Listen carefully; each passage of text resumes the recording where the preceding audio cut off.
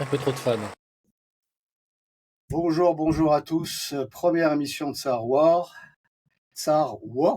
évidemment. Première émission avec les vedettes du Russian Game et des BRICS élargis aujourd'hui avec notre ami Simon, notre ami Valentin, notre ami Thomas, notre ami Alexandre et moi-même. Pour ceux qui ne nous connaîtraient pas tous, ce qui me serait une surprise quand même, nous allons commencer et commençons par le dernier arrivé au BRICS, évidemment, soyons polis. Simon, qui es-tu, que fais-tu, où habites-tu? Ah, vaste question. Simon Vesperini, je suis entrepreneur sur Internet. J'habite une partie de l'année à Minsk, on va dire que c'est peut-être ma base principale à ce stade. J'ai vécu pas mal de temps en Russie, j'ai vécu dans pas mal de pays. Ma spécialisation, c'est la liberté géographique, l'expatriation, même si, là, au moment où je vous parle, voyez-vous, Bitcoin est proche de son ATH historique. Donc, ces derniers temps, je passe quand même beaucoup de temps les mains dans les cryptos et dans la gestion de mes investissements dans l'ensemble. Cela dit, je suis content d'être là avec vous, hein. Vous n'êtes pas moins intéressant que l'ATH de Bitcoin. Enfin, presque, quoi. Je veux dire, ça va. Ok, Valentin. Salut Fabrice, salut les gars. Alors moi je suis expatrié depuis bientôt 3 ans en Russie. D'ailleurs je prépare sur ma chaîne une vidéo bilan de 3 ans d'expatriation. Je suis entrepreneur, je suis arrivé en Russie en tant qu'étudiant pour apprendre le russe. Et j'ai ouvert mon entreprise, j'ai une agence matrimoniale. Donc j'accompagne des francophones occidentaux à rencontrer une femme russe pour se marier. Et tout récemment, j'ai fait un voyage à Minsk pour prospecter le marché biélorusse. Et j'ouvre une deuxième agence à Minsk, une deuxième société, pour accompagner, du coup, toujours la même chose, des francophones occidentaux, mais à rencontrer des femmes biélorusses. Ok, c'est clair. Thomas. Bon, bah, Tomasovic, l'inconnu du Russian Game, évidemment. oui, votre agent du KGB préféré. Bon, à vrai dire, de tout, si vous voulez. Vous pouvez me donner n'importe quelle étiquette, moi je la prends avec plaisir. Bon, au bout d'un moment, voilà, c'est ça. Exactement, le KGB, on est plusieurs là-dedans. Bon, bah, moi, au final, qui je suis, bah, Thomas, le petit jeune de la bande qui raconte que des bêtises, mais pas que, enfin, j'espère. Tout dépend de quel côté on se positionne, évidemment. Aussi, j'entreprends. Alors, en particulier, voilà, maintenant, je me mets beaucoup dans le tourisme. On a différents groupes qui sont déjà venus et qui vont venir pour visiter la Russie. Et j'accompagne aussi des personnes qui viennent vouloir tenter leur avenir russe, leur aventure russe. Voilà, donc et des vidéos évidemment, plein de vidéos sur YouTube et sur d'autres plateformes. N'hésitez pas à aller voir, comme tous les autres de mes camarades que je suis ravi de voir aujourd'hui. Thomas et Alexandre. Alexandre le Prussien. Ouais, bah bonsoir tout le monde. Moi, ça fait maintenant 16, ça va être mon 16e hiver là. On va le dire, c'est pénible. Mais voilà, ça fait 16 ans que j'habite à Moscou, je travaille à Moscou. J'ai plusieurs activités. La principale, c'est une agence de recrutement. Une agence de recrutement qui travaille beaucoup pour les groupes européens et un peu pour les groupes russes, qui fait aussi beaucoup d'accompagnement d'entrepreneurs sur la création, l'ouverture d'entreprise, la création d'entreprise, la gestion comptable, etc. Et puis j'ai deux activités un petit peu complémentaires. Je fais de l'accompagnement, je fais de la ruspatriation, qui est l'accompagnement de personnes physiques qui veulent déménager pour vivre en Russie. Et j'ai lancé aussi une activité de tourisme migratoire, c'est-à-dire des voyages en fait qui sont des voyages préparatoires pour un peu gratter, faire de l'immersion sur la vie réelle en Russie, et des voyages pour faire des parcours en fait pour les gens qui ont un projet de vie en Russie. Voilà, donc je serais content avec tout le monde. Et je voulais quand même préciser que la Biélorussie n'est pas membre complet, elle est membre partenaire pour l'instant, elle est encore en période d'essai. Voilà. Et toi, Fabrice, qui es-tu? Qui je suis, j'ai beaucoup de points communs à vous tous. Par exemple, comme Alexandre, ça fait plus de 16 ans que j'habite en Russie. Mes premiers pas avec le monde russe, c'est à Tiraspol, en Prinestrovie. C'est là la première fois que j'ai été en contact avec le monde russe. Bien que dans une vie précédente, j'ai été une forme d'activisme géopolitique où j'étais très très proche de la Jamaïa libyenne à l'époque bénie de Muammar Kadhafi. Après, j'étais allé en Abkhazie. Et puis, les éléments de la vie a fait que, certainement le destin a fait que je suis en Russie. Que fais-je en Russie depuis 16 ans? J'habite dans le sud, donc les hivers ça va pour moi. Une semaine de neige, c'est le maximum qu'on peut avoir. Et puis, mais on est obligé de mettre les pneus cloutés quand même, alors qu'il n'y a pas de neige, c'est un peu particulier. Moi, je me concentre un peu comme Alexandre et Tomasovic, je me concentre sur le Kuban, dans la région, le Kraï de Krasnodar. Bientôt, je vais m'élargir sur la Crimée. Il y a un peu le reste du Caucase, vous verrez. Il y a des choses qui sont prévues dans les mois qui vont arriver. Pour ceux qui veulent faire du tourisme ou qui veulent évidemment faire s'intégrer, venir vivre en Russie. C'est une question dont on va d'ailleurs aborder. J'ai aussi un business, mais j'en parle pas, qui est, je suis en train de renouveler, qui est de l'apprentissage du français pour les Russes. C'est un peu particulier, c'est pas une école classique. Et puis, à titre personnel, je suis comme Simon, je m'intéresse pas mal aux cryptos, même si je suis plutôt en retrait actuellement. Et puis voilà ce que je peux dire. J'ai pris, mettra les liens dans la vidéo. J'ai pris, effectivement, vous verrez, j'ai un personnage qui va apparaître bientôt et qui va faire un peu la jonction de toutes mes activités. Voilà, puisque j'ai un background et je vais aujourd'hui le mettre en avant au service de la Russie, pays dont je suis aujourd'hui citoyen, comme notre ami et camarade Alexandre.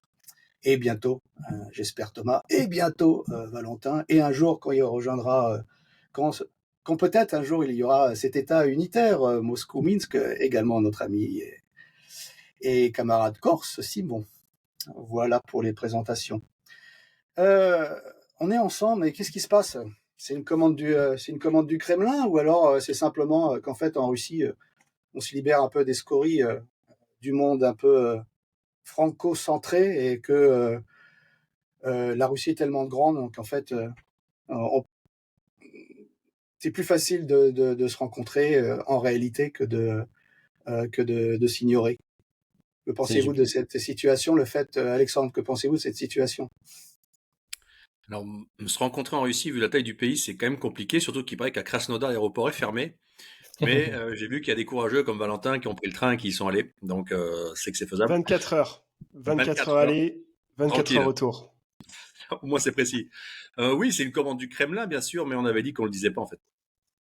Puis en lot, vu qu'on est plus nombreux, ça coûte moins cher aussi. Ils ont une petite réduction de plus. Bon, c'est c'est 5 pour le prix de 2. C'est une Par enveloppe contre, on ne dira pas totale, lesquels c'est sont pas payés. Oui, ça coûte cher les rasoirs. Moi, Valentin ? franchement, en tant Ouais, que Simon. minorité, parce que vous savez que, voilà, pour un auditoire français, c'est très important, hein, la voix des minorités. Et moi, bien en tant que minorité, je tiens à préciser que je n'ai rien à voir avec le Kremlin, monsieur. Moi, c'est une commande du KGB, donc qui est en face de mon immeuble. Parce que moi, je suis pas comme vous. Vous avez plus le KGB, vous avez plus l'NKVD, vous avez plus les trucs qui ont un peu d'authenticité, quoi. Mais moi, j'ai toujours le KGB, le vrai. Donc, c'est une commande du vrai KGB, pas du Kremlin. Monsieur Simon, lorsque j'étais en Pridnestrovie, le service de sécurité au Pridnestrovie, c'est le KGB. Toujours là-bas aussi, oui. Bah voilà des gens qui, tu vois, Respecte les parfois on traditions. dit hein, les traditions, voilà, entre tradition et modernité, Alexandre. Eh bien Et là, en c'est fait- du côté des traditions. Et Valentin, alors ? Que Bah penses-tu alors, de... moi, j'ai pas reçu mon chèque. J'ai pas reçu mon chèque, pas encore. Mais, Mais je l'ai ouais, c'est dit, vrai que. ouais, mais t'es à la française. Ici, on est en Russie, on parle de wallet, on parle de... C'est quoi ton numéro 4 Sber ? C'est quelque chose, voilà, on est dans Ah, la modernité. d'accord.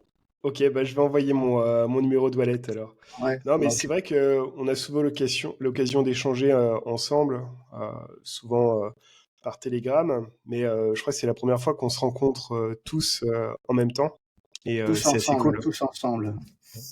Ouais. Ok, alors, il y a deux sujets, allons-y directement. Deux sujets. Le premier sujet, c'est quelque chose qui est très, très actuel, qui est le visa idéologique, et donc, tout ce que ça veut dire, évidemment. Parce que beaucoup de choses ont changé aujourd'hui encore avec la dernière signature, dernier oukaz de Poutine concernant les mariages, entre parenthèses, ça c'est pour la citoyenneté, mais ça change énormément, pas mal de choses quand même.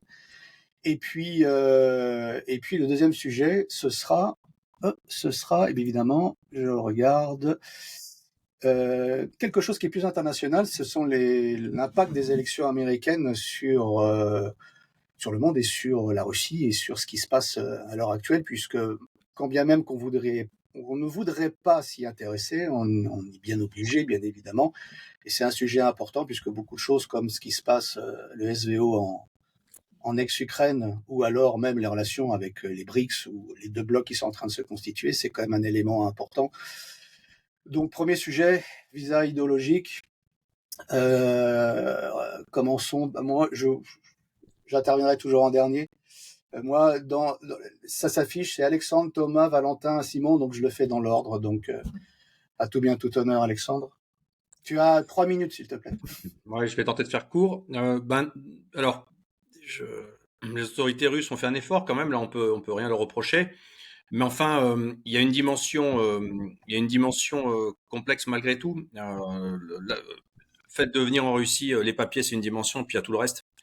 Il y a le fait de s'intégrer, il y a le fait d'apprendre le russe, il y a le fait d'y arriver, il y a le fait pour les célibataires de fonder un foyer et de le stabiliser, il y a le fait de trouver un travail. Donc, le permis de séjour de base qu'on a, ce qui est le RVP, le permis de séjour temporaire, il permet pas de travailler partout, il permet de travailler dans la région où on est enregistré, il permet pas d'avoir accès à tous les postes. Il y a plein de boîtes qui n'embauchent pas des étrangers en RVP, quelle que soit leur citoyenneté d'origine, parce que, on l'a vu avec toi récemment sur Krasnodar, parce que ils estiment que le niveau de langue qui est lié n'est pas censé être suffisant par défaut. Donc, ils veulent le niveau du VNJ, du permis de résidence définitif. Voilà. Donc, je pense que je pense que c'est un visa que les autorités russes ont voulu établir et émettre pour faire venir des gens en masse. Mais je pense que, je vais dire une phrase dure mais juste. Comme je dis à mon épouse, je suis dur et juste, en haut comme en bas.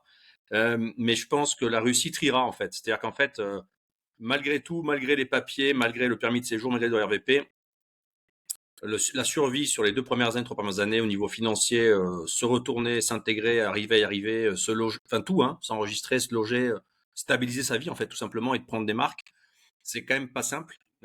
C'est pas simple c'est pas simple à Moscou, c'est pas simple en province. Trouver un boulot, c'est compliqué quand on n'est pas qualifié, qu'on parle pas russe. Tout le monde n'a pas la fibre pour être entrepreneur. Donc, je pense qu'à la base, ils visaient beaucoup l'IT et les fermiers. Mais moi, ce que je vois, enfin, des gens qui me contactent, c'est peu des gens de ce secteur-là. Et de toute façon, même les grandes familles chrétiennes, on va dire, anglo-saxonnes qui arrivent actuellement à Moscou, en province, dans d'autres villes, elles font face à des difficultés que nous, on regarde avec les gens avec qui je travaille. C'est-à-dire qu'on voit que c'est des gens qui ils vivent entre eux, ils sont très occupés, ils travaillent beaucoup. Les enfants sont pas scolarisés dans le système russe pour l'instant, ils apprennent pas le russe. Donc, ils vivent quand même en bulle assez fermée. Ce qui, à mon avis, on peut vivre comme ça, mais enfin, au bout de 2 ans et demi, il faut apprendre le russe pour passer le test de langue du permis de résidence. Donc, il y a quand même une espèce de deadline chaude, hein, parce que apprendre le russe à 50 ans, c'est pas facile, hein. C'est déjà pas facile à 25, donc de toute façon, voilà. Donc, je pense que l'idée est là. Je pense que l'idée est là. J'espère que le dispositif va avoir d'autres tiroirs qui vont s'ouvrir. Et je suis vraiment curieux de savoir la statistique de déplacement des Français, en fait, parce que je sais qu'il y a énormément d'Allemands et de Russes d'Allemagne qui viennent, il y en a plein, hein. Plusieurs milliers de personnes qui sont en cours de demande de dépôt. Les anglo-saxons, c'est pareil, c'est énorme. Les gens américains, australiens d'origine russe, et pas que, qui viennent, il y en a plein.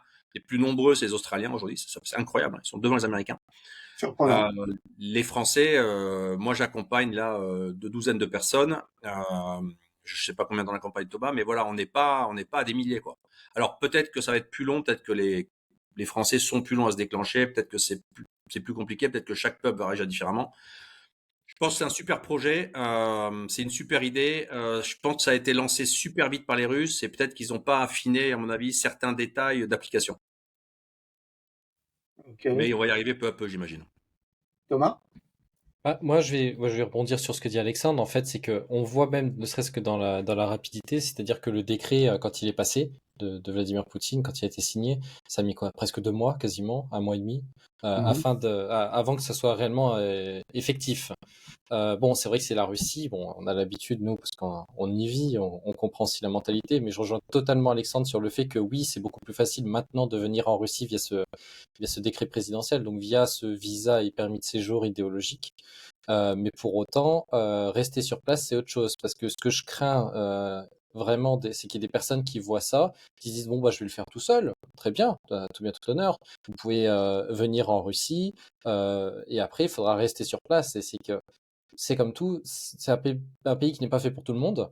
Oui. Faut pas oublier que voilà, nous sommes russifiés aussi, c'est-à-dire qu'on serait plus dans la rue, mais par contre on est toujours plus, comment dire, on comprend comment fonctionnent les Russes et ça ne se fait pas en 3 jours.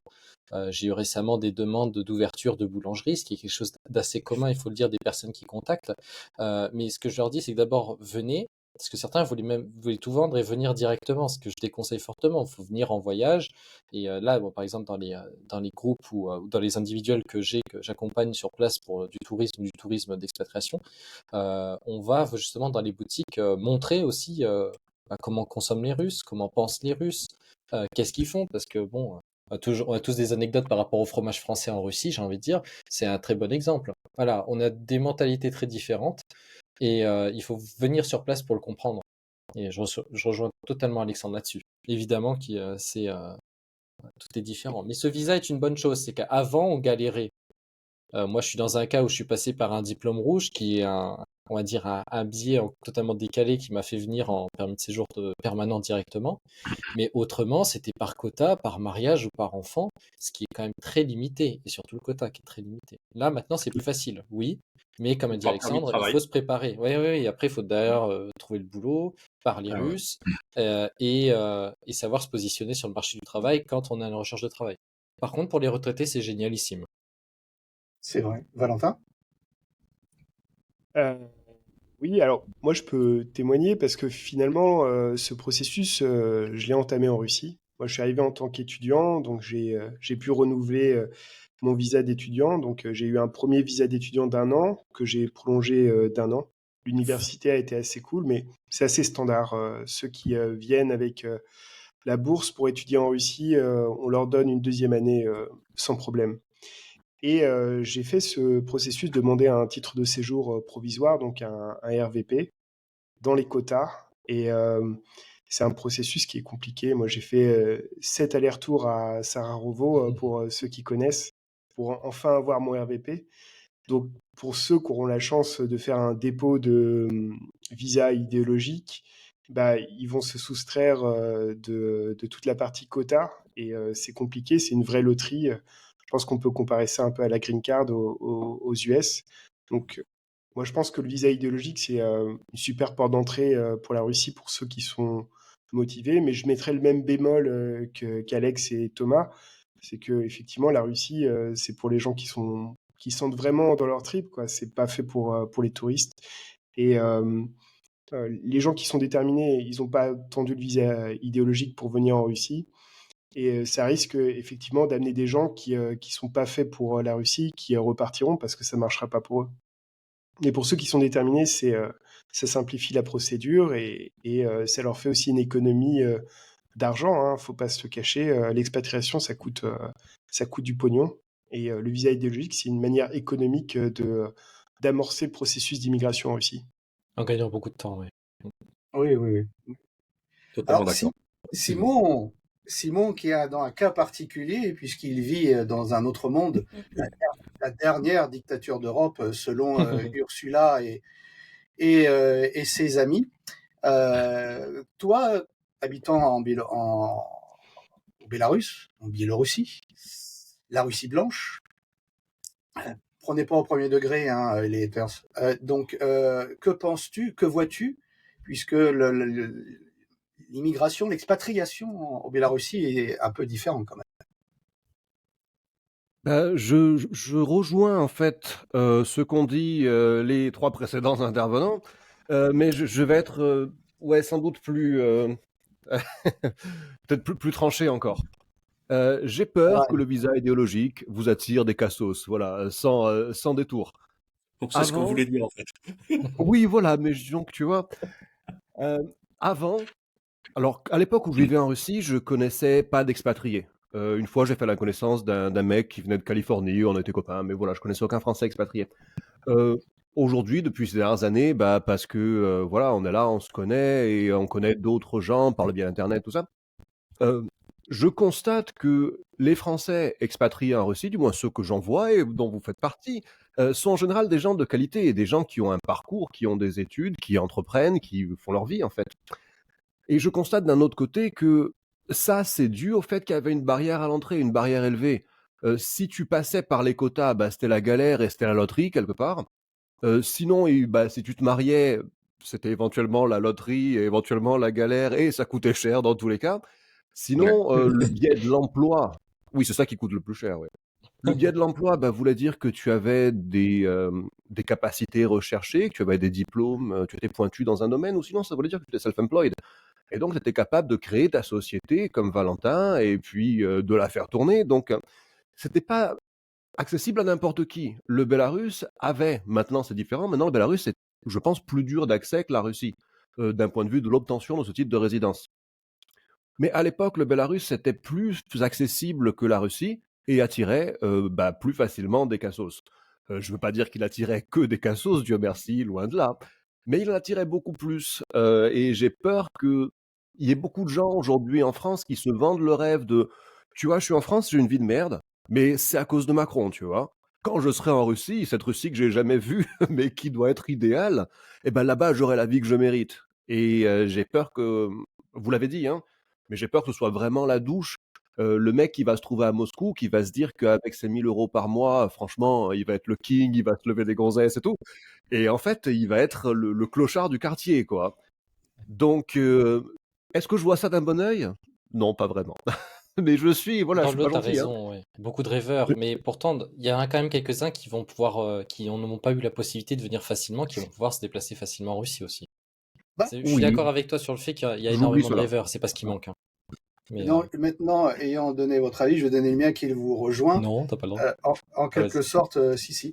En quelque sorte, c'est l'expatriation en Russie, c'est pas du low cost, quoi. C'est pas aller à Ibiza.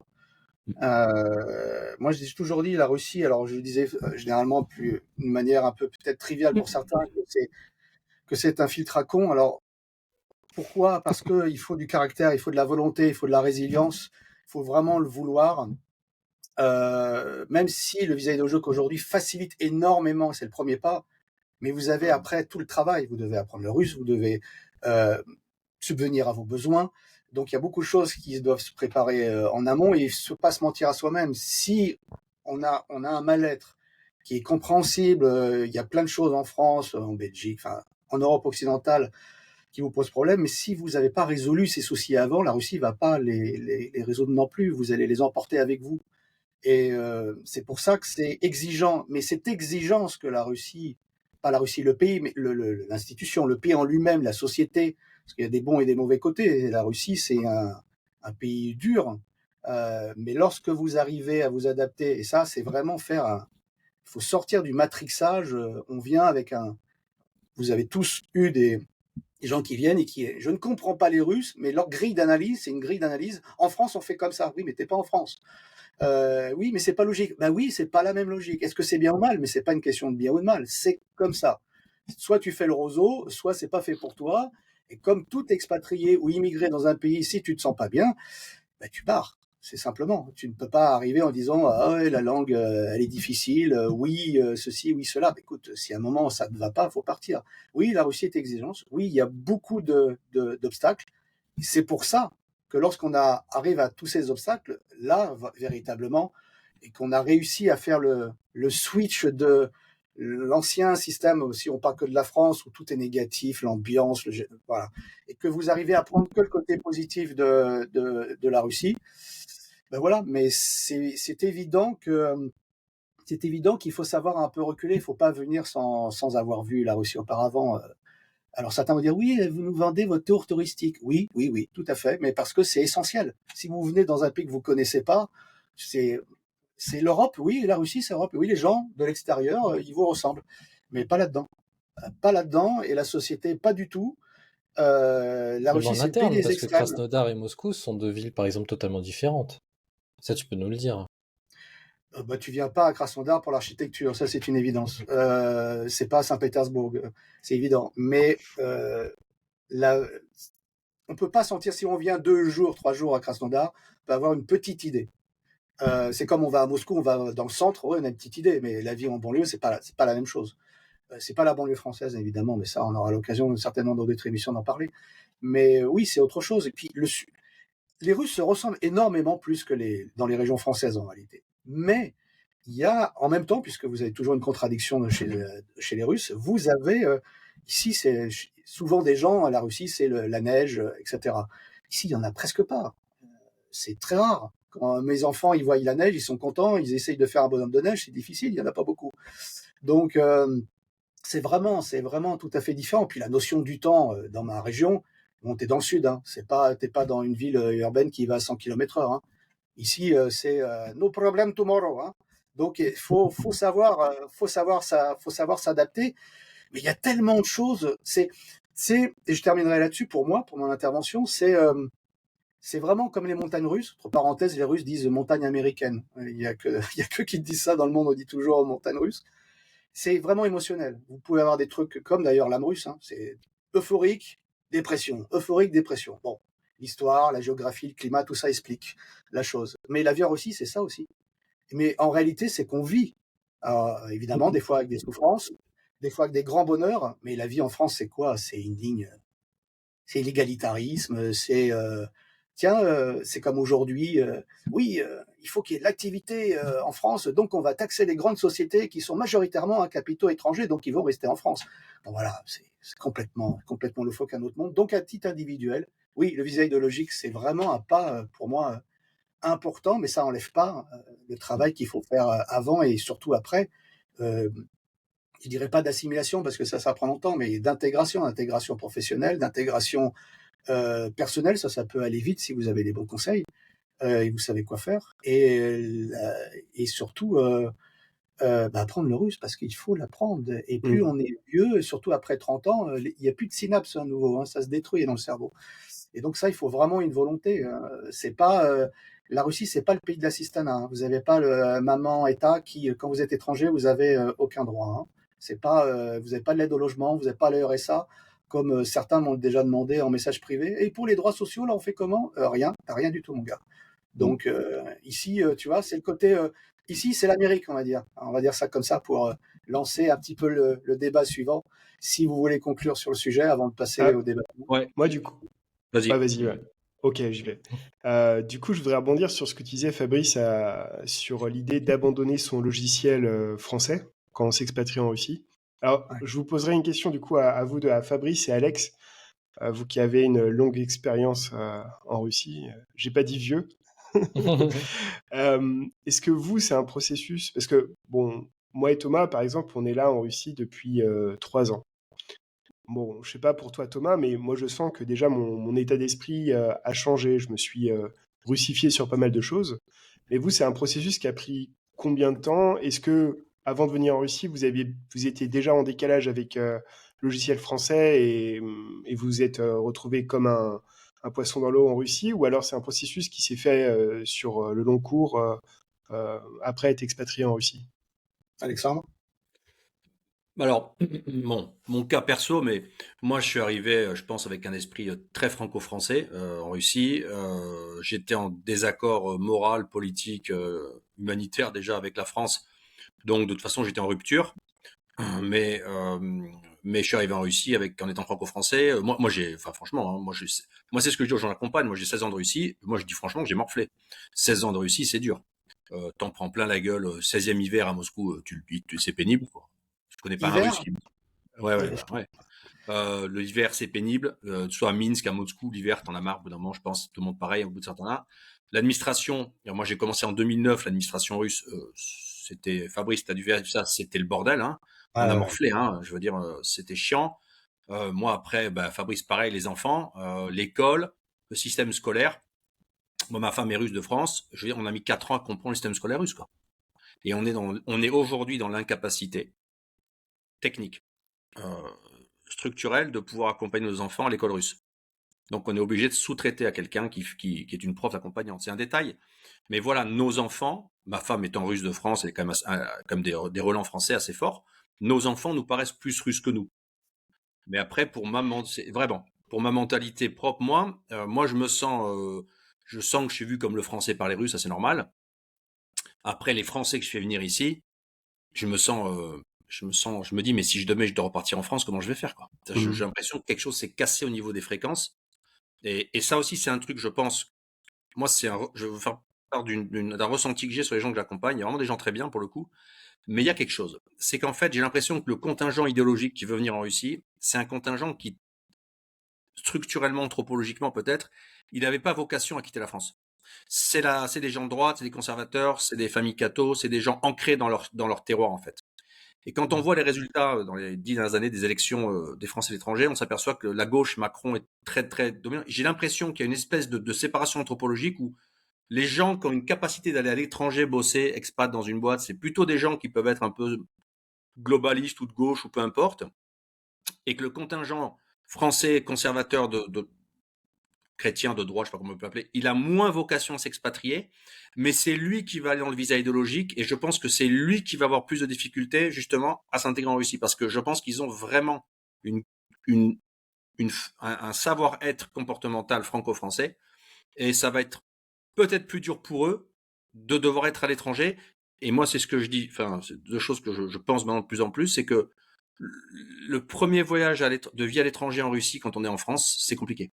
Je pense qu'il veut passer par un pays intermédiaire, avoir fait le mouvement une fois, avoir débloqué des cases et se dire, OK, je fais le deuxième en Russie, c'est plus dur, mais j'ai déjà je sais où on essuie les plâtres.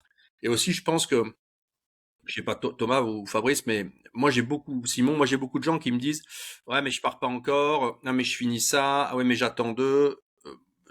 Moi, je crois pas à ça, en fait. C'est que, il y a jamais de bon moment pour partir, en fait. Donc, la vérité, c'est que quand tu es à l'étranger, tu es un étranger. Donc, tu morfles. Tu es un étranger. Dans des pays comme la Russie, ils sont gentils avec les Européens, ça va, mais enfin, tu es un étranger, quoi. Donc, le temps que tu as à rattraper, en fait, même structurellement, le temps de financièrement rattraper des Russes qui ont le backup familial, qui sont aidés, qui sont appuyés, qui ont les familles, la belle famille, qui sont plus claniques, toi, tu es tout seul. Tu refais ta vie, c'est vachement plus dur. Donc, tu as besoin de plus de temps ou alors d'avoir une vitesse de croisière plus forte. Et donc là, ça remet le point sur la question du travail. Mais moi, je pense que les gens qui ont vocation à déménager en France, il faut partir maintenant, en fait. Faut pas dire je repousse dans 2 ans, 3 ans. Le mieux, c'est d'attendre la retraite, quoi. Mais enfin, et puis après la retraite, le mieux, c'est de la toucher en France, finalement. Il y a la Sécu. Donc c'est cette logique-là qu'il faut couper, en fait. C'est est-ce que les gens sont prêts à ça ou pas?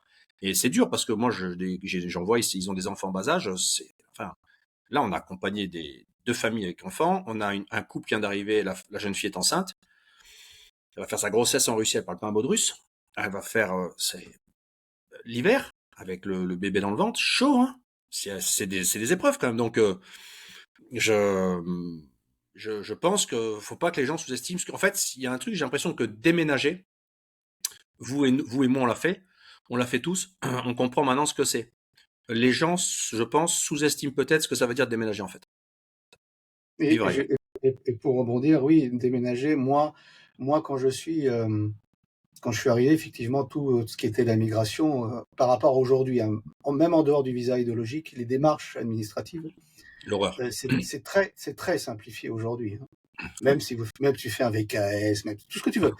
À mon époque, c'était des 6, 7, 8 endroits différents avec des listes t'es à 23h le soir, dans ta voiture, t'attends 8h du matin sur la liste pour pas qu'on te la vole. C'est ça. Je le ferai plus. À mon âge, je le ferai plus. C'est plus possible.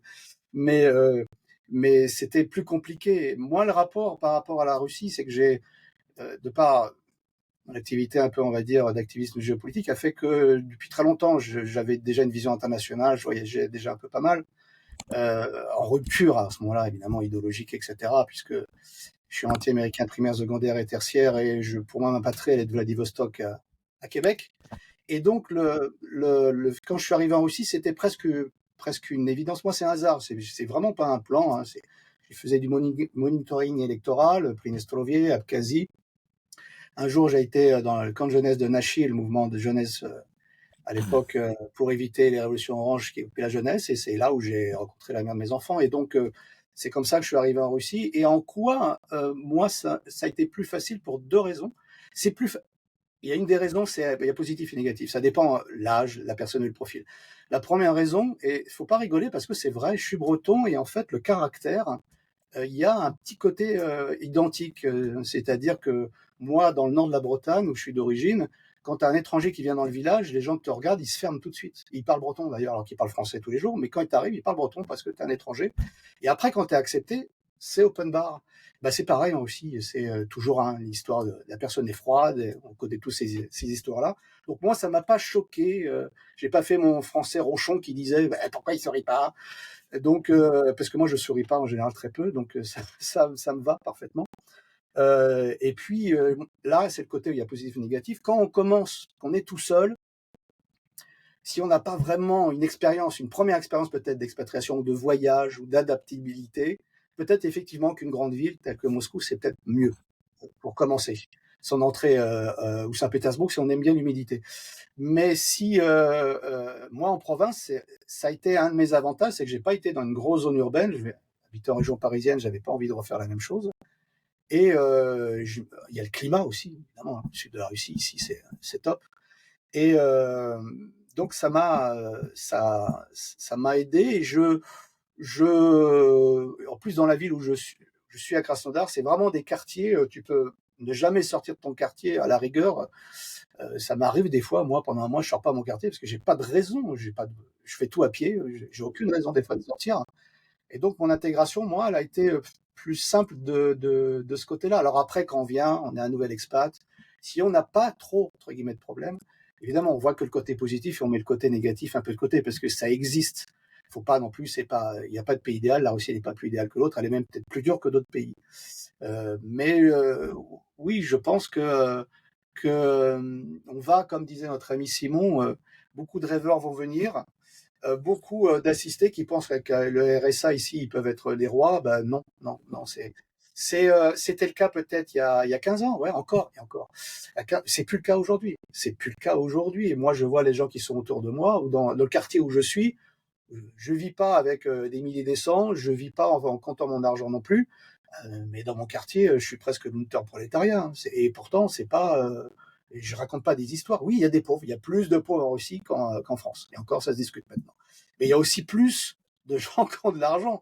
Pourquoi ben parce que, un, ils travaillent. Deux, c'est moins taxé. Et trois, parce qu'aujourd'hui, on le voit très bien, vive les sanctions. Merci, monsieur Bruno Le Maire et Ursula. Donc, il y a beaucoup d'éléments qui fait que, oui, c'est maintenant qu'il faut venir. Il faut s'y préparer. Et que, autant que ce soit Alexandre, Thomas ou moi, quand on a des gens et qu'on conseille pour l'expatriation,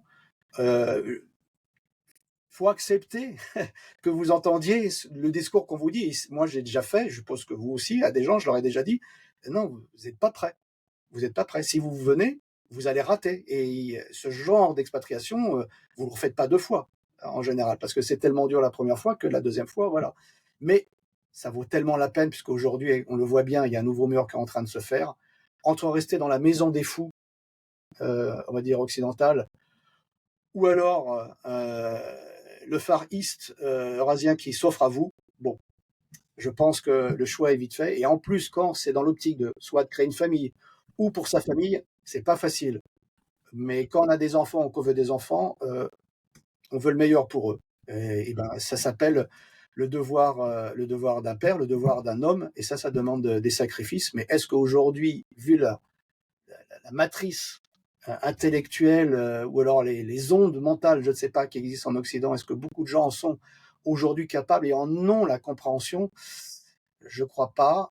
Et c'est pour ça qu'il faut venir d'abord en repérage. En repérage. Venez en repérage, venez voir les grandes villes, venez voir les villes de province. Venez. Il y a plusieurs. Vous pouvez toujours venir, même à l'heure actuelle. Et quand l'année prochaine, si Dieu le veut, on arrêtera cette guerre américaine en Ukraine, il y aura à un moment plus de possibilités, puisqu'ils auront besoin que les avions passent au-dessus de la Sibérie pour être rentables. Donc ça, je pense que les points de vue d'aviation, on va retrouver cette petite liberté. Là, vous aurez encore plus de possibilités. Donc venez, on est là. Alexandre, Thomas, on est là pour vous. Valentin vous offre un destin pour les célibataires qui ont envie de refaire leur vie. Et Simon peut vous expliquer comment faire l'argent. C'est vrai qu'on se complète bien tous ensemble, en fait. Hein. C'est bien qu'on se retrouve là, les gars. Oui, mais Dommage qu'on soit pas en vrai, c'est la différence. Ah, ça va arriver. Mais moi, je vous le dis, Faut venir à Minsk. Je Faites comme pense. Valentin, voilà. Attends, de Krasnodar, c'est combien d'heures en train? Et vous serez bien reçu à Minsk, hein. 380 à peu près. Je ne sais pas parce qu'on m'a dit qu'il y avait un stop à Kharkov, donc je ne sais pas encore. Ouais, si tu traverses vite, ça va. Peut-être dans 6-8 mois, je pense que ça pourra se faire, quoi. Mais c'est une bonne idée de faire un truc à Minsk, quoi. À Minsk, à Moscou, et puis quand vous vous caillerez l'hiver, tu sais, il y a Krasnodar, hein, quand on veut vivre convenablement. Ou Sochi.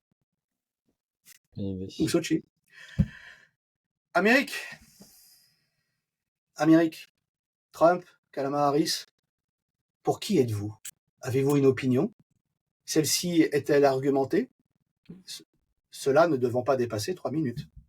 On va recommencer par en bas, tiens, Simon, parce que Simon n'a pas beaucoup parlé. Vas-y, Simon. Ah bah moi, vous en doutez, hein. Évidemment, moi, Kamala Harris.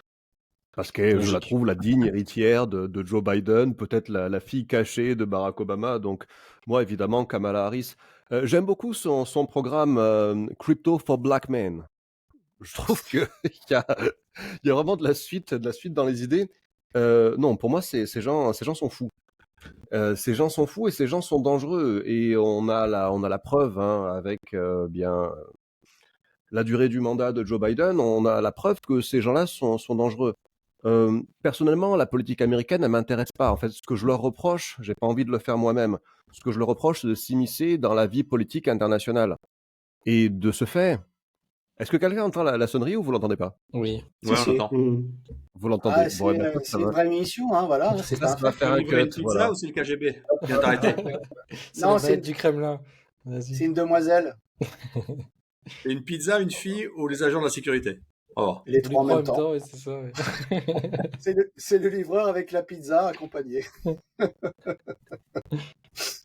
Donc, je disais, je ne veux pas faire moi ce que je reproche aux Américains, c'est-à-dire de s'immiscer de la vie politique et des élections de à peu près tous les pays du monde. Donc, de ce fait, leur politique intérieure, je m'en désintéresse. Cela dit, et quand je vois l'impact du choix de leur président et de leur politique sur l'ensemble du monde, eh bien, je ne peux pas totalement m'en désintéresser.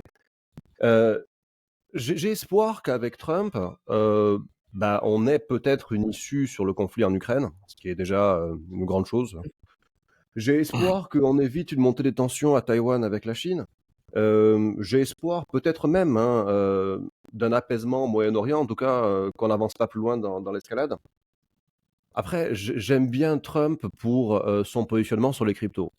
Est-ce qu'il fera ce qu'il dit? Peut-être pas. Mais moi, voilà, le fait qu'un ancien président, futur président, me dise qu'il veut mettre Bitcoin dans la réserve stratégique de la Fed, de la Banque fédérale américaine, bah, c'est extraordinaire, ça me fait rêver. Même s'il ne le fait pas, ça fait déjà rêver aujourd'hui. Après, c'est quand même un mec qui a été impliqué dans la DeFi, c'est quand même un mec qui a sorti des NFT, donc je veux dire, il n'y a pas que des paroles là-dedans. Après, pour l'autre camp, pour moi, ils sont fous. Voilà, pour moi, ils sont dingues. Ce sont les antiracistes qui ont remis le racisme à la mode, en fait.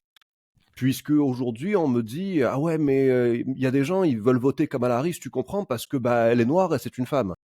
Mais attends, moi, on m'a expliqué qu'il n'y avait pas de différence entre les hommes et les femmes, on était tous égaux. Donc, c'est comme si on me disait bah, il faut voter pour Trump parce que c'est un homme. C'est pareil. On est censé voter pour quelqu'un pour ses capacités, pour ses compétences, pour son programme, pour sa vision. Mais pas parce que c'est un homme ou une femme. Sinon, ça veut bien dire bien qu'il y a une différence entre les hommes et les femmes. On n'est pas dans l'égalité. Et quand tu as après bien l'argument il faut voter pour elle parce qu'elle est noire, c'est encore la même chose. C'est encore un argument raciste. Puisque dans une société qui a dépassé le racisme, bien que quelqu'un soit noir ou blanc ou jaune, en fait, c'est une personne comme une autre, c'est un citoyen comme un autre. On n'a pas à faire de différence sur sa couleur de peau. Or là, eh bien, on nous dit qu'il faut voter pour elle parce qu'elle est noire. Donc, non, voilà, vous avez compris ma boutade du départ. J'espère, peut-être pour les Américains, mais je m'en fiche un petit peu, en tout cas pour le reste du monde, parce que leur idéologie impacte le reste du monde, j'espère que Trump reviendra aux affaires. Valentin? Bah, je dirais Trump aussi, mais sans se faire d'illusions. Si je prends juste le cas russe pour les élections US, Bon, il y a un peu cette promesse de Trump d'en finir avec le conflit en Ukraine.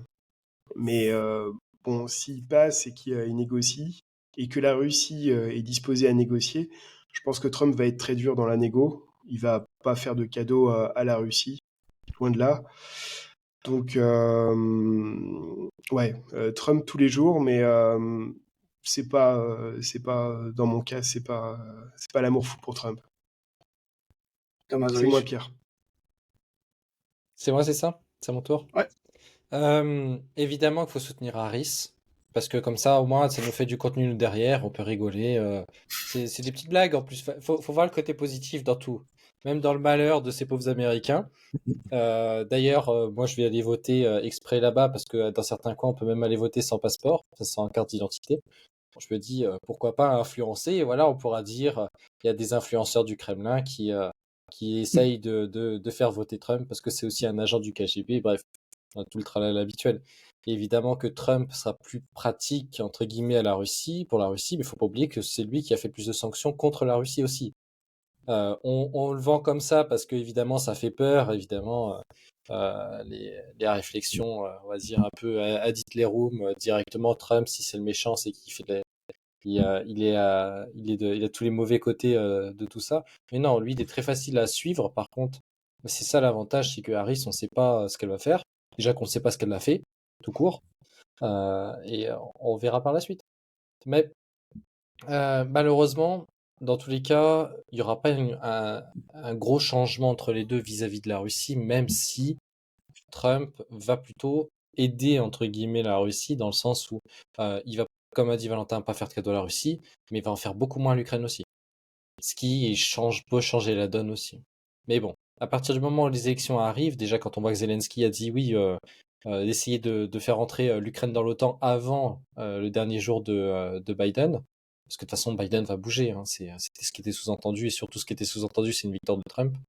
On voit bien quand même que tout le monde essaye d'accélérer la cadence, parce que tout le monde sait que Trump va pas faire ce cadeau-là à l'Ukraine, qui serait un cadeau aussi totalement empoisonné d'ailleurs, pour tout le monde. Alexandre. Bon, moi, dans l'ensemble, je préfère Trump au dégénéré de démocrate, hein, ça c'est clair. Bon, c'est un homme blanc, entrepreneur, devenu riche, viril, qui aime les belles femmes, donc il a quand même des qualités humaines solides. Et puis il a une grande gueule. Pour la Russie, par contre, j'ai des gros doutes sur Trump. Parce que le projet de plan Trump ce qui a été publié dans la presse américaine, ce qui a filtré, moi je l'ai lu. C'est un jour J, on arrête les hostilités sur les frontières du jour J. Si les Ukrainiens sont pas d'accord, on les arme plus. Et si les Russes sont pas d'accord, on surarme l'Ukraine. Donc, admettons que ça s'arrête, admettons que ça arrive avant que les 4 territoires soient sous contrôle militaire russe, et que Trump dise vous arrêtez là, les Russes disent non, ok, on surarme. Donc, moi, je vois le danger là, c'est qu'il est facétieux Trump. Hein. Il peut choisir sur un coup de grande gueule, d'ego. Donc moi, je suis assez inquiet de Trump, en fait, pour la Russie. Pas pour l'Amérique, pas pour le reste du monde. Je pense que c'est le meilleur président pour l'Amérique. Plus de guerre dehors, isolationnisme et crypto pour tous. Donc, Crypto Life Matter, ça va être bien. Mais par contre, pour la Russie, je pense que je suis perplexe. Maintenant, l'autre solution, c'est les démocrates, et la guerre va continuer. Donc, de toute façon, je fais confiance à aucun des deux. Je ne fais pas confiance au système américain, et j'ai plutôt tendance à penser qu'ils sont maintenant capables de truquer les élections et de faire gagner les démocrates, en fait. Oui. Moi, personnellement, je pense effectivement, étant, comme je vous ai dit, l'ennemi de l'Europe a toujours été les États-Unis, c'est l'ennemi principal. Pour moi, c'est ma ligne d'analyse, quelle que soit la position politique des uns et des autres. Ça a toujours été celle-ci. Que vous soyez souverainiste, que vous soyez pour une nation européenne, peu importe. C'est comme le critère. Et les États-Unis, l'oligarchie américaine, si elle se dispute aujourd'hui, elle se dispute, mais à l'extérieur, elle a quand même plus ou moins les mêmes objectifs, même s'il y a deux grosses tendances. Ça ne changera pas que les États-Unis vont pas se faire harakiri comme font les Européens. Ça, c'est une évidence. C'est tout à fait normal et c'est à leur honneur. Mais oui, Trump, je rajouterais peut-être qu'il faut comprendre, peut-être en cela, les rumeurs ou pas, de soldats nord-coréens pour démontrer que Moscou est aussi prêt à l'escalade si certains veulent y aller. Ça joue peut-être aussi en cela. On est bien dans... C'est un jeu d'échecs là. Même si en face il joue au poker, c'est quand même un jeu d'échecs. Et donc, je crois, comme disait d'ailleurs, faut savoir, en gros, personne ne sait véritablement quels sont les plans du Kremlin. Je ne suis pas sûr que d'ailleurs ce soit extrêmement clair. Il y a une forme d'opportunisme, pas dans le sens négatif, là vraiment neutre, selon les opportunités qui sont sur le terrain d'un point de vue militaire. Les objectifs minimums, ils ont été dit, c'est les 4 oblasts, puisque la Crimée c'est déjà réglé.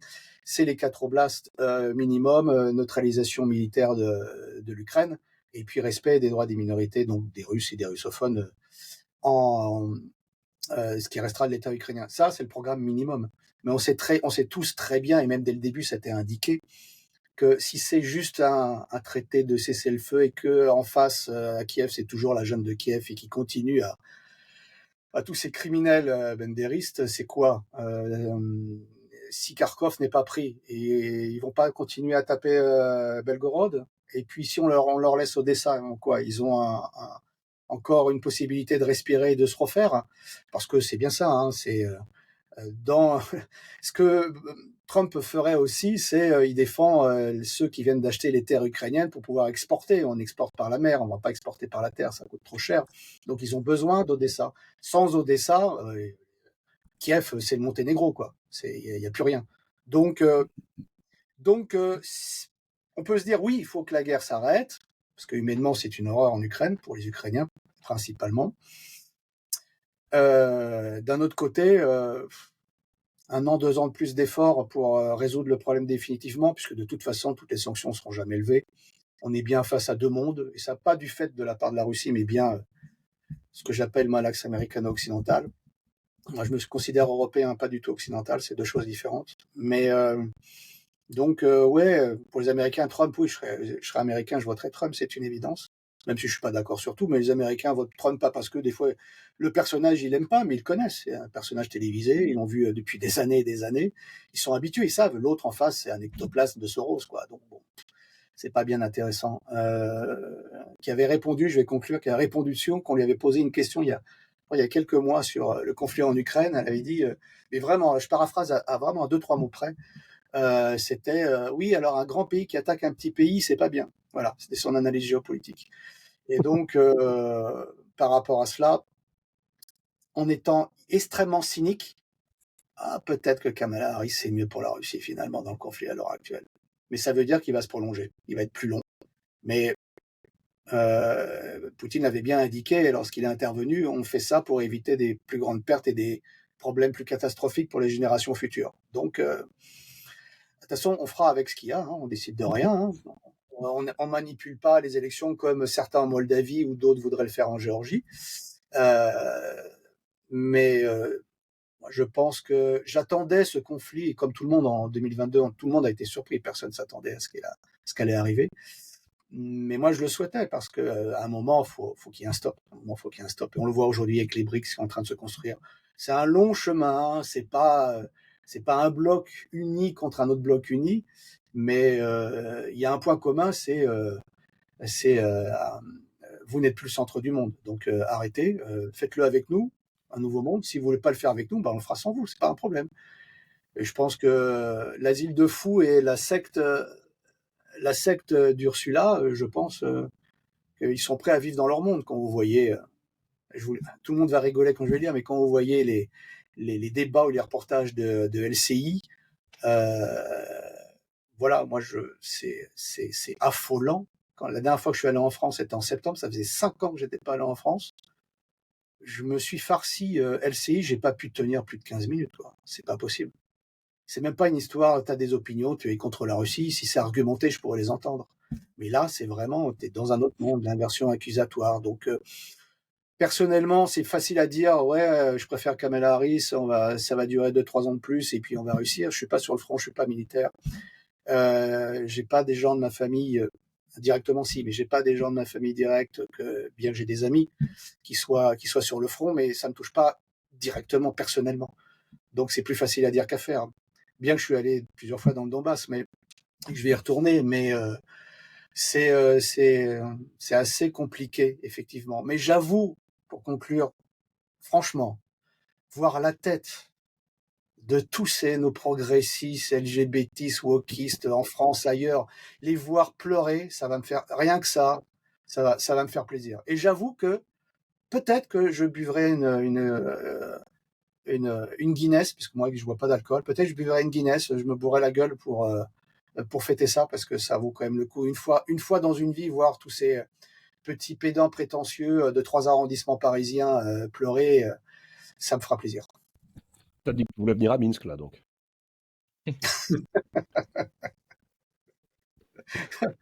Peut-être, peut-être, peut-être. Hein. Comme dit notre leader du Caucase, Ramzan, Inch'Allah. Ahmad Silla. Ahmad Silla et vive Poutine. Et vive la Russie. Voilà. Un mot de fin peut-être. Je mettrai les liens de tout le monde, tout ce qu'on veut. Moi c'est la lettre du Faris qui reprend. Toutes les semaines, la prochaine, au moment où on enregistre, c'est demain. Et Alexandre, peut-être un truc rapide, 30 Ouais. secondes, une minute max. Je vais essayer. Je pense qu'on fait des choses un petit peu à contre-courant, hein, de promouvoir une sorte de mobilité internationale aujourd'hui vers les pays de l'Est, vers les deux BRICS européens. Enfin, il y aura bientôt deux, c'est la Russie et la Biélorussie. Faire du tourisme aujourd'hui, je pense que pourtant, effectivement, il y a beaucoup de choses à montrer. Il y a un modèle en forme de constitution en Russie qui est, sur beaucoup de dimensions, un bon modèle. Il est d'abord un bon modèle pour les Russes et pour la Russie. Après, pour les étrangers, venir visiter la Russie, c'est sympa, il y a que du bon, en gros. Il y a le voyage qui est un peu chiant et long, mais globalement, avec du bon. S'installer en Russie, c'est quand même beaucoup plus fastidieux que ça en a l'air. Perdurer en Russie, c'est pas tous les Français non plus. Quand même, le gros du contingent des gens qui sont venus, entre guillemets, avant le visa idéologique, mais ils ne restent pas. Hein. Reste 2-3 000 personnes, mais la plupart des gens qui sont venus en Russie, au bout de 5 ans, 10 ans, 15 ans, il y a des cycles. Moi, je les vois sur Moscou, c'est le gros contingent d'expats que je suis, enfin d'expats, de Français qui vient. Il y a une forme d'épuisement, de baisser les bras. Il y a un problème en 2014, il y en a en 2020, il y en a en 2022. Les années passent. C'est quand même, on va pas se le cacher, être étranger dans un pays et être pauvre, c'est bien dans certains pays où le coût de vie est très bas. Et c'est pas le cas de la Russie. Donc la Russie, hormis peut-être chez toi, Fabrice, mais quand même sur 80% du pays, t'as l'hiver. L'hiver, c'est chiant, c'est dur. Les villes sont grandes, tu passes du temps dehors, les démarches administratives sont lourdes, il y a de l'inflation en Russie. Ça, c'est le truc que les Français disent, ouais, mais chez nous, il y a de l'inflation. Ouais, Moscou, il y en a aussi, hein, l'inflation cette année. Donc, être pauvre en Russie n'a pas d'intérêt. Être en galère financière en Russie n'est pas d'intérêt. On est déjà étranger, on n'est déjà pas russophone. Si en plus on est pauvre, ça impacte beaucoup le cadre de vie, la qualité de vie, la gestion des relations hommes-femmes, qui en Russie est un peu plus basée sur du matériel quand même. Donc voilà, c'est tout. Je pense que le message qu'on doit faire passer, c'est de dire, c'est un message de réalité, c'est de dire, c'est pour les aventuriers, comme tu avais dit tout à l'heure, je crois que c'est toi Thomas ou Simon, c'est pour les gens qui ont de la ressource, c'est pour les aventuriers, c'est pour les gens qui ont de la capacité à tenir un marathon en fait. Et donc en fait, c'est pas pour tout le monde. Et malgré tout, malheureusement pour les Européens, je pense que vous êtes d'accord avec ça, je pense que les Européens, enfin surtout les Français, mais je vois c'est un peu le cas des Belges aussi, ou des Suisses, un peu moins les Suisses peut-être, mais les Belges et les Français, on s'est habitué à vivre dans des écosystèmes assez endormants, assez ennuyeux, assez similaires, assez structurés, assez prévisibles, et ça n'a pas développé chez les gens une culture d'agilité mentale, de préparation aux emmerdes et à des changements majeurs autour d'eux. J'ai l'impression qu'en Europe, on aime bien quand tout est assez prévisible, cadré. Moi, les gens que j'accompagne, ça me choque beaucoup chez les Français. Ils aiment bien quand tout est super prêt. Alors, j'ai dans Russie. Donc, ça va être dur. Donc, c'est pour ça que on va faire un petit peu de publicité quand même à la fin. Monétiser tout ça. Hein. Je pense qu'il faut se faire accompagner par les gens qui sont sur place. Alexandre, Thomas, Fabrice, Valentin pour les relations hommes-femmes. Il y a un vrai sujet, je pense. Les relations hommes-femmes interculturelles, c'est un méga sujet. Hein. C'est quand même du costaud entre la surface et ce qu'il y a dessous. Et puis, ben, si vous voulez habiter dans les dictatures d'Europe, effectivement, il faut écouter Simon. Je pense que les gens qui sont là ont quand même un retour d'expérience. Ils ont quand même une. Ouais, il faut écouter. Je pense qu'il faut écouter ce qu'on dit. Je pense qu'on vend pas du rêve et on vend de la réalité. Et la réalité, elle est parfois dure. La Russie, quelqu'un dit tout à l'heure, c'est un pays dur. C'est un pays ingrat surtout. Un pays ingrat avec ses fils. Donc, c'est un pays dans lequel il La faut pas avoir Russie, faut pas avoir la de. Russie, la Russie ne nous doit rien aux étrangers. Euh, Ça C'est change un ça. peu parce qu'on a souvent pas tout le temps, heureusement. Il y a quand même souvent des Français, moi je vois, qui viennent ou avec qui je discute. Et il y a ce petit esprit un peu encore colonial, quoi qu'ils en disent. Ils n'ont pas compris que c'est plus les années 90, ça fait plus rêver. Et depuis 2022, ça fait plus du tout rêver, quoi. Les courbes se croisent. Donc aujourd'hui, il n'y a pas d'hostilité, jamais. Au contraire, même pour les Français, on a encore ce capital, mais on est une curiosité. On n'est pas le centre d'intérêt à Vinam Aeternam. Et il faut le dire, si vous êtes au RSA, alors on vit avec moins, on a besoin moins d'argent dans certaines villes de province qu'à Moscou, Saint-Pétersbourg, mais c'est comme en France, c'est plus ou moins pareil.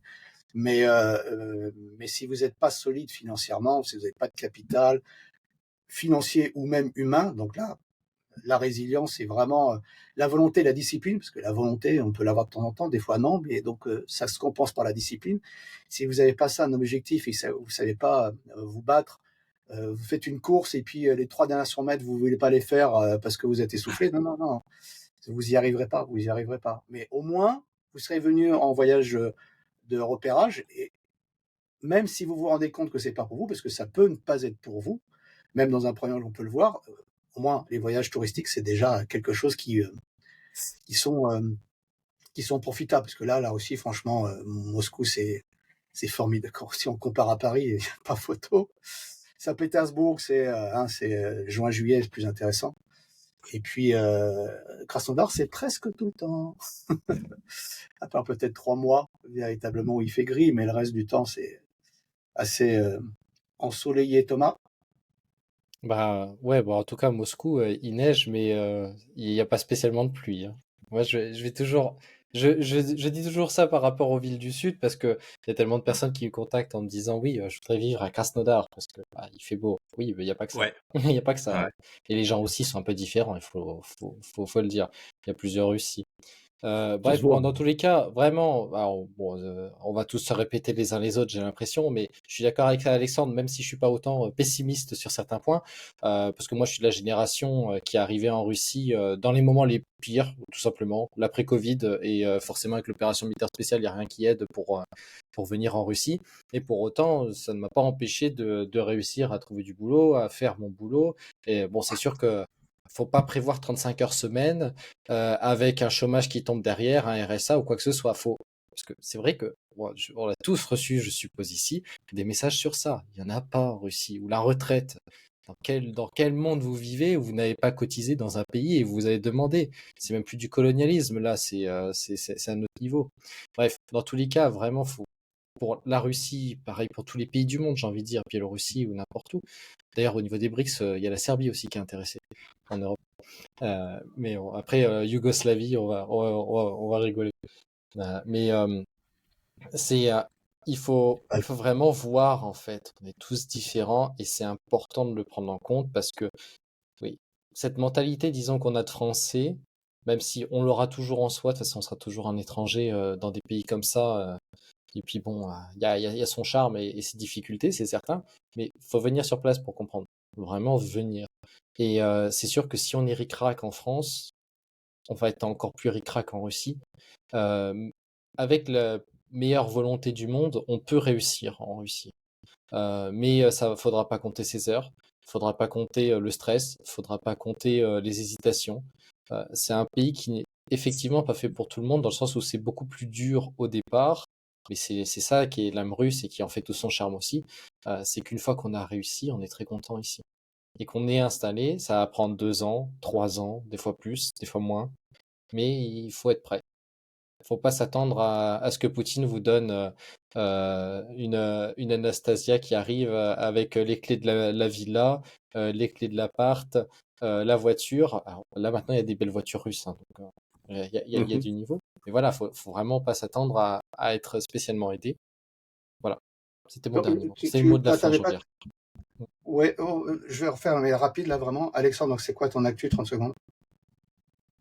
Mon Un actu truc 30 secondes en avant. actuellement. Ton truc que tu veux mettre en avant. Que je veux mettre en avant maintenant cette chaîne, ben je vais continuer à vendre des produits pour permettre aux gens de mieux comprendre la Russie.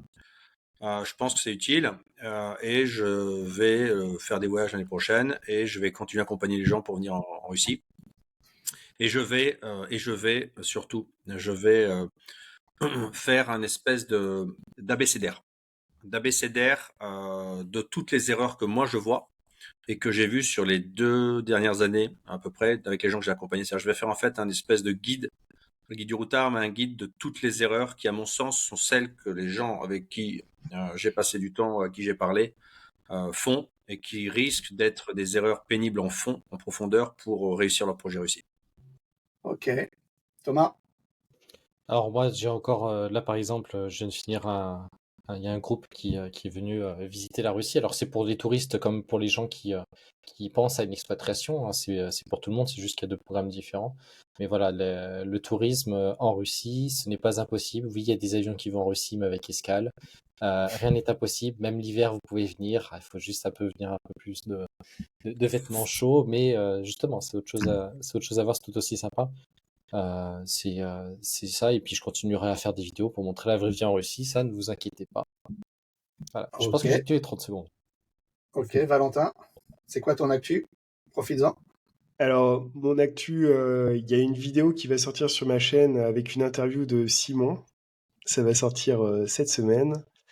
Il y a ça. Bon, l'activité de l'agence. Ça sent la faction, ça. Ouais, il y a le groupe dans le groupe. Et puis, l'activité de l'agence continue. On continue à accompagner des francophones pour rencontrer des femmes en Russie. La nouveauté, c'est qu'on les accompagne maintenant aussi en Biélorussie. Et semaine prochaine, je sors une formation pour ceux qui veulent rencontrer une femme, mais en se passant des services d'une agence matrimoniale, en utilisant les applications de rencontres. Il y a plein de choses sur lesquelles il faut être attentif. Il y a vraiment des techniques à connaître pour avoir des résultats. Donc voilà, c'est une formation qui devrait sortir semaine prochaine. Ok, ben on mettra de toute façon tous les liens. Simon? Alors, bien déjà, je suis super heureux, les gars, qu'on soit là tous les 5. Ça fait 1 an et demi que j'attends ça. C'est le Il club nous a des fallu 5. du temps pour tout caler, tout organiser, mais voilà, je suis super content qu'on ait mis ça en place. Tu ne manqueras pas, Fabrice, de le dire. Bon, on l'a pas encore dit. C'est une émission qui aura lieu tous les mois. On verra la fréquence, mais voilà, c'est pas un one-off, quoi. C'est pas un one-shot. Moi, je me suis donné pour mission, dans cette émission, de représenter, je l'espère dignement, la République du Bélarus, parce que je suis le seul, la minorité. Je parle plus beaucoup ces derniers temps du Bélarus sur ma chaîne en perso, mais je le ferai d'autant plus volontiers ici. Les gens qui veulent me suivre, ben en général, les gens qui veulent me suivre, c'est parce qu'ils veulent s'expatrier, peu importe qu'ils veuillent aller en Russie, au Bélarus ou au Venezuela. Ou dans la Drôme. Ma Ou dans la mission, Drôme. c'est de faciliter ou dans la Drôme, tout à fait. Ma mission, c'est de faciliter le process d'expatriation, que ce soit d'un point de vue administratif, dans le process lui-même, ou d'un point de vue financier, parce que je pense qu'on l'a largement dit durant cette vidéo. Les finances, bah, c'est un aspect fondamental de l'expatriation. Donc voilà, c'est quelque chose sur lequel je mets un accent particulier. C'est comme ça que j'aide les gens. Après, il y a un truc vraiment de mon actu là, immédiate dont je suis vachement content. J'ai bossé pendant un moment, j'ai usé quelques développeurs à la tâche, mais j'ai mis en place un truc que l'on pourrait qualifier, hein, si on osait le terme, de simulateur d'expatriation. Simulateur dont Valentin a été le cobaye, et pour Valentin, ça s'est bien passé, il a l'air, voilà, il est toujours bien, quoi. Ah, je peux Donc, témoigner, pour du les coup, gens, j'ai testé le simulateur et bah, pour l'anecdote, ça m'a suggéré de m'expatrier en Russie. Donc ça marche. j'en ai déduit par là que ça marchait, voilà. Donc pour les gens qui pensent à peut-être s'installer en Russie, ou ailleurs, en tout cas qui sont pas sûrs de leur choix, ou qui ont un choix en tête mais qui voudraient le confirmer, allez prendre ce simulateur, Fabrice vous le mettra en lien de cette vidéo. Et voilà, c'est mon dernier petit jouet, j'en suis fier, je suis content de le partager avec vous. Moi, je terminerai dessus. Donc, comme Alexandre et Thomas, mais moi, je me concentre sur ma région. Bien que je vais bientôt faire la Crimée, je vais vous faire découvrir le Caucase aussi à partir du printemps, je pense. Il y a énormément de choses à voir. Sur ma chaîne Vivre en Russie, comme sur une autre que je suis en train de préparer, qui fera un peu plus sur les voyages en Russie, qui vous fera découvrir des paysages et des gens, et des fois des gens en train de préparer certaines interviews, peut-être que ça fera jaser certains. C'est sûr que là, quand je reviendrai en France, j'aurai droit à un petit interrogatoire, mais je suis citoyen russe, et donc Idina, voilà. Et donc, c'est mon actualité. Moi, c'est la lettre du Faris, c'est là-dedans où j'interviendrai, puisque avec la grande démocratie que nous avons en Occident, il peut y avoir des censures, et le meilleur moyen, nous le savons tous, c'est d'avoir vos emails. C'est le seul moyen qu'on puisse toujours rester en contact. La newsletter de notre ami Alexandre, je pense que peut-être Thomas, tu dois en avoir une, je pense aussi, oui. Valentin, si tu n'en as pas, tu devrais y penser. Et Simon, je crois que c'est plutôt les réseaux sociaux, c'est plutôt sur Telegram. Non, t'en as une, Simon. Bien Simon, sûr. ah oui, c'est vrai. Oui, c'est vrai. Bah oui, c'est la base. Bah, c'est j'ai la une base mauvaise de. fréquentation, moi, donc je me méfie, tu vois. À cause de vous, moi aussi, je risque de tomber sous la censure, vous voyez. Voilà, donc c'était la première émission, un peu longue, enfin un peu plus d'une heure. Peut-être que les prochaines elles seront plus courtes, peut-être qu'elles seront avec un seul sujet, peut-être 2 sujets, peut-être que certains viendront au début puis partiront à la fin, ou inversement, selon les emplois du temps de chacun, puisqu'on a tous une vie chargée. On a réussi enfin à trouver un bon moyen. Moi, je suis content de cette première émission, comme Simon, je l'attendais depuis un certain temps. Il suffit de le faire, de le vouloir, et puis peut-être qu'un jour, on fera un live tous ensemble pas dans une boîte parce qu'il y a trop, mais dans un café où on mangera et tous ensemble. Peut-être on prendra un café, on invitera Tittle Kid de LCI à boire un café sur les terrasses d'Odessa. Excellent. Voilà. Selon ses dires, ils arrivent bientôt à Moscou, donc il pourra venir lui aussi avec. Et sur la place rouge, tu peux faire des drifts en plus avec des voitures. C'est possible aussi. Non, voilà, c'est ça, c'est le fun. Ce serait vraiment le fun avec la voiture de Starkey Hutch. Voilà. Bon, allez, on arrête avec les sous-entendus et les private jokes. Certains vont comprendre. Et c'est bienveillant. Rassure-toi, c'est bienveillant. Ça va bien se passer. Au revoir. Salut tout le monde. Vas-y, Daniel Paca. Merci à Salut. tous, les potes.